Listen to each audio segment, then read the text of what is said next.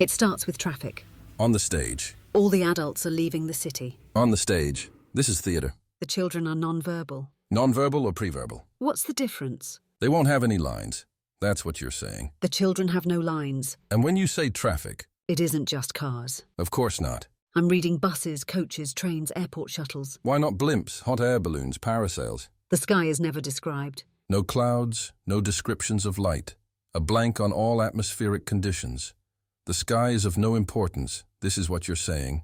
So far as I have read. And you have not read the whole thing. You know this, the play has just been handed to us. To you. To us. The traffic leaving the city, we show this how. Painted curtains, cardboard silhouettes. Don't tell me smoke machines. What city is being described? Are we talking a metropolis or a regional center? There is a building. Oh, it really is a city. A building. How inventive. I can practically smell a Nobel Prize being awarded for this one. A profound meditation on the lost innocence of human subjectivity, wrought out of prose that enlivens the dignity of... The sky is described. Just when I thought all hope was lost. Toffee. Excuse me. The sky is toffee-toned. I'm leaving. I'll see you around. It's mid-morning. The children are outside beneath the toffee-toned sky, balancing on state-built brickwork walls, crawling along a quarter of grass with a non-incidental incline. How young are the children? Notes say no older than 4. And they are all alone in the city because the adults have abandoned them. It was mid-morning that captured you, wasn't it? You could see the sky. Enough about the bloody sky. Go on. You know, blood on a glass panel with light shining through would approach the tone of sky toffee. Are you ready to be serious? The building is an aviary. It is described in terms of metabolic brutalism. Now I'm getting angry. Before I was aghast, but that's not enough anymore. There is mention of radiolaria, of parametric designs that should play on the law of ruins. Albert Speer. Play how? The superstructure that comprises the aviary will disintegrate during the course of the play. Disintegrate. Turn to dust.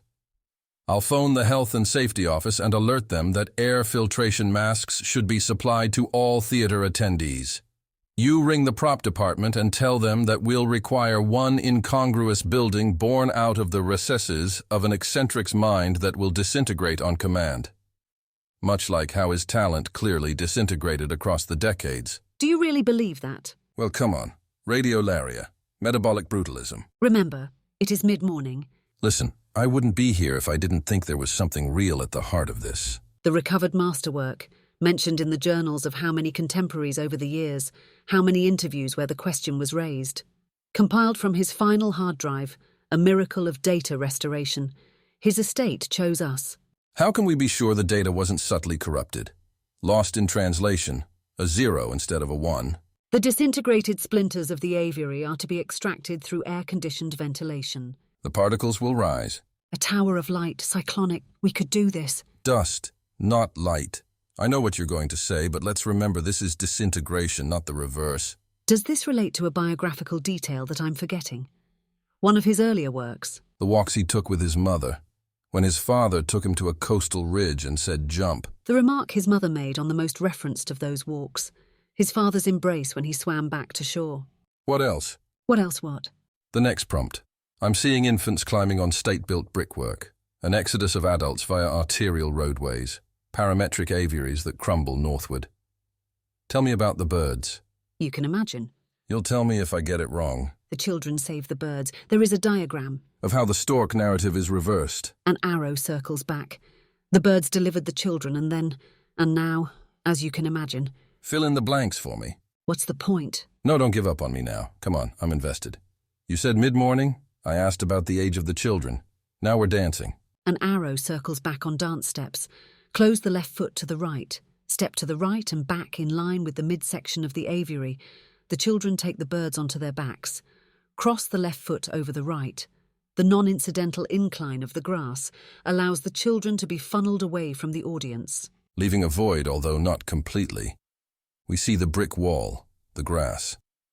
I would say the sky, but now I think of Goya's dog, El Perro. It is not a void if we want something from it. Nobody ever talks about the silhouette hovering above the dog, coming out of the non-incidental incline, looking down slope. It looks to me as if Goya's shadow was pressed into the wall there, gazing at his painted canine with infinite love. It is a stain, The result of extracting the work from the walls of his putrid cottage, this is well known.